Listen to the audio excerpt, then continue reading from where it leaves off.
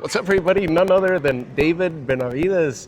I mean, the champ, and you are worn out today. I did not believe it, and I'm just telling you briefly off the mic, the reason that I stayed here was to see how you were going to outlast everybody. You started outlasting just about all of us. 11 in the morning, it's 5 in the afternoon right now. What motivates you? Where does this drive come from for the meet and greets? Every other meet and greet I've seen, they usually cut off the line, or they're like 2 hours, they're gone, and people stay wanting to see their star. The thing for me is, since I started getting bigger in boxing, I've been doing meet and greets more frequently, and I started doing them like about 3-4 years ago, and that's like after the Caleb Plant fight. So much people would go, and I would feel bad. Not that I would feel bad when I'd be doing the meet and greets. Like I'd go in, and sometimes they last 3, 4, 5 hours, and it would just make me. I wouldn't feel right if I would have to, cut the meet and greet early, and there'd still be people outside, because at the end of the day, people, they take time from their day to come early, to stay in line, you know what I mean, and they support me. They watch my fights, So it's like I feel like that's the only way I could give back in that sense, you know what I mean. So. Luckily, this is not the first time I do 5, 6, 7 hours. I've done them quite frequently, but I just feel like, the people support me so much that this is really how I could show that I really appreciate their support, staying the whole time. If I had to stay here 10 hours, I'll stay here 10 hours. If I had to stay here 15, I'll stay 15 hours. It comes across so genuine, pretty much every interaction from 11 in the morning to the last few fans that you had there. And they give you a hug or they show you a picture and you're still smiling. Yeah. And you're still interacting. And you could tell a lot from that energy when you meet other people and you see them already frowning or already like, all right, get out of the way. Like there's none of that. And you're like, this is genuine. And that's one of the reasons why you have such a huge following. Yeah, and I just feel like, honestly, at the end of the day, I'm so happy for these fans. And I think just by seeing the way I act and the way, like I said, my interactions were, that you guys could really see I genuinely care about my fans. So I'm just really happy. I'm very, very grateful. How has it changed?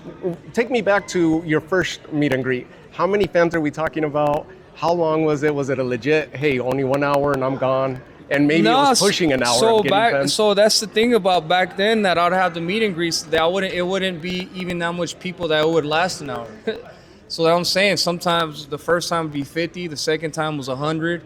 Then it started getting bigger and bigger. But I never wanted to be that guy that, there's going to be so much people and then I cut the meet and greet short. You know what I mean? Yeah. And I knew that was going to a lot of people come. So I already came mentally prepared. And that's just how I am. I like interacting with the fans. And I like being here for them, just like how they're there for me.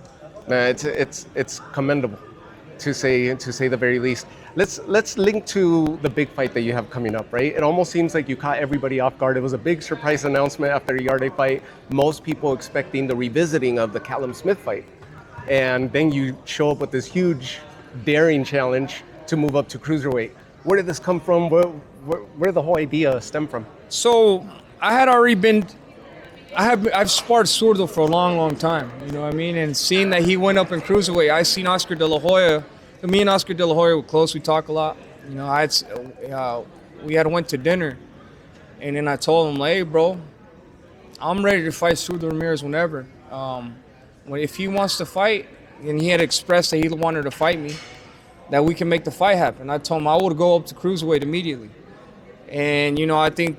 he just kept thinking about that idea, and I could have stayed as light heavyweight, and I could have fought Callum Smith, but like I said, I just want to make the biggest fights happen, the biggest fights possible for me happen. You know what I mean? I could have stayed, fought Callum Smith, but Callum Smith, he has an interim WBO belt. You know what I mean?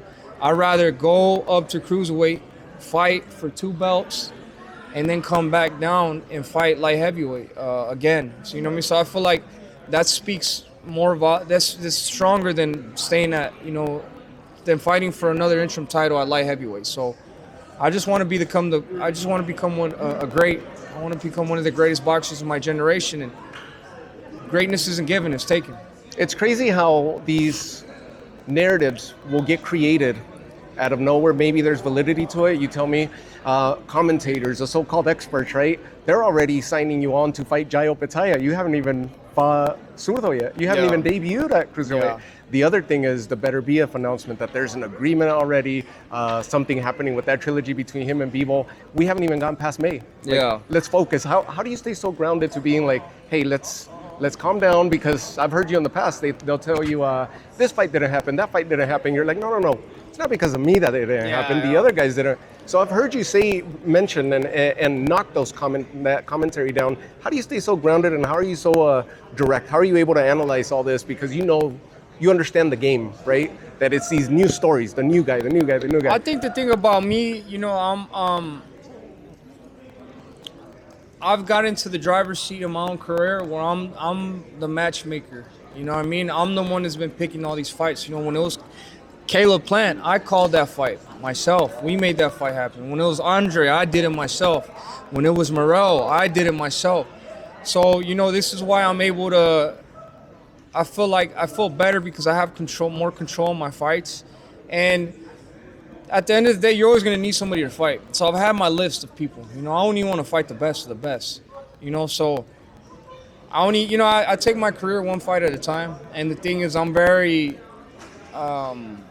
disciplined and dedicated that I train. Nobody trains like me. So I know what I could do. But I have a list, After this fight, after I beat Zurdo Ramirez, I want to fight Better BF and Bivol. And I just want to fight the biggest fights possible because, like I said, greatness isn't given, it's taken. Does weight cutting affect you at all anymore? The going up and down? Is it more mental than physical, or do you notice the physical affect So you a little with bit? this fight it's a little bit different with Zurdo Ramirez because I'm not gonna fight like I'm not gonna get ready like I'm going up to cruiserweight. I'm gonna fight like if I'm going fighting that. I'm just not gonna cut the weight.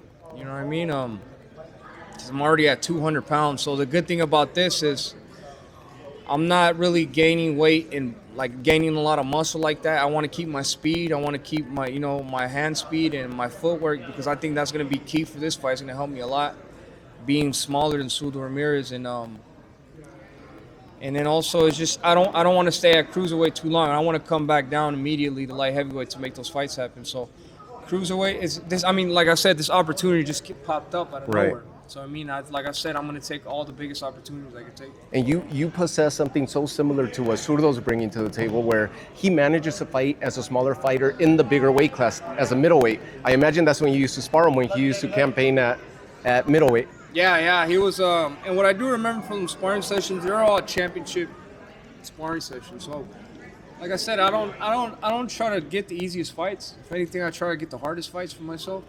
Because I know that's just going to bring the best out of me. And that's just the only way I fight. And I know this is going to be a great fight. It's going to be an amazing fight. Yeah. Bring this back full circle. Your career, like you said, you're in the driver's seat. Bring this back full circle for me from the sparring sessions. You said, I think you posted some pictures when you were 16. I've heard you talk about how you sparred Golovkin and you guys exchanged those famous left hooks and got each other's respect. Bring this full circle to me to where you're sparring these guys as a young fighter while they're already embarked in their professional career. Now you're headlining an event with Zurdo. Yeah, that's how I know I'm cut from a different type of cloth because I got all these guys ready for the world title fights. Bivol, I got him ready. Zurdo Ramirez, I got him ready. Golovkin, I got him ready. Kelly Pavlik, I got them ready when I was a teenager. When I was like 15, 16 years old. It just doesn't go like that for other fighters, you know what I mean? Yeah. At the time, I was humble enough to I didn't really try to make my head too big because, you know what I mean, when I was sparring these guys at that age, you know what I mean, like I said, it's not something regular, like 16, 17-year-olds don't spar world champions, getting them ready and get the best out of them. But at the time, I was just being humble. Now that I'm older and I see that that's not how it goes, you know what I mean, that's how I know I'm on a different level. And that's what gives me a lot of motivation to go in there and call all these guys out because at the end of the day, it's not like they have more talent than me. If anything, the only thing that they possess more than me is a little bit more experience in the big fights. But I'm already cutting that short too. I'm already cutting that off because all my fights I have are big. You know what I mean? So yeah, you made it. I'm just. You're in that spot right now. I'm in that spot, and I'm just. I love the competition. Something about me with the competition. Like if I see somebody that says that they're better than me, then I want to go see for myself. You know what I mean? So I think that's also for if anybody coming up wanting to be a boxer, don't try to look for the easy fights. Look for the hard fights. If you really believe in yourself and you think that you can pull it off, fight with your heart. Test yourself. Fight with your heart. Because at the end of the day, that's what makes boxing so appealing and interesting as a sport. Because if it's really two guys that are as good as each other, anything could happen in the sport. It's really who really wants to test himself and push themselves to that limit that's really going to win. Where did this catalyst come from, this mindset that you have right now? Is it the last few years that you're starting to prove yourself as you're progressing, that you weren't getting certain fights that you wanted and you're progressing and succeeding at that? Or has it always been a mindset of yours? No, my mindset has always been like that. Like, imagine I had to think like that sparring Golovkin. I was his main sparring partner at 16 years old.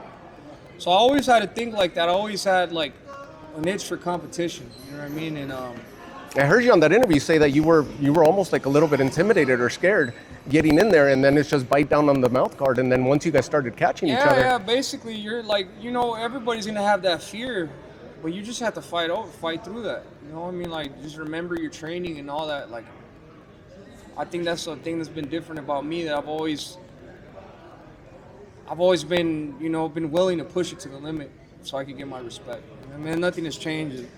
That gives me the motivation I have today to keep going and keep calling the best out. We'll start winding it down because I know you're super exhausted, to say the least. David's Goliath. Is it a tangible other physical boxer that we could put our finger on? Is it more the mental game, that giant that you could possibly stop yourself? Is it vices? Is it habits? You keeping yourself in check to not guide this way or that way or cut corners? What is that Goliath to David Benavidez?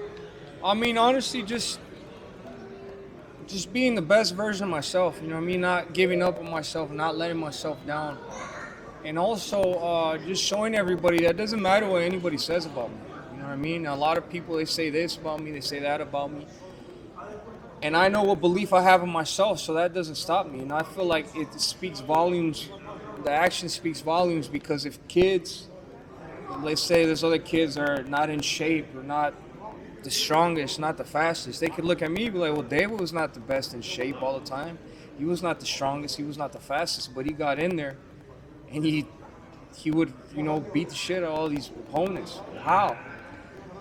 So sometimes I think it's better, I could show kids that it's not about how you look, it's about what you have inside you.